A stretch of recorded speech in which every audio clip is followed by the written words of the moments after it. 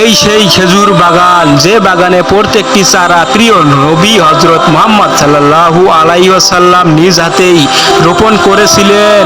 প্রিয় নবীর সাহাবী সালমান ফারসি যখন তার মনিবের কাছে কৃতদাস জীবন থেকেই মুক্তি চাইলেন, তখন সেই ইহুদি তাকে 30টা খেজুর গাছ রোপণ করে 30 দিনের মধ্যেই খেজুর ফলানোর কঠিন এক শর্ত দিলেন।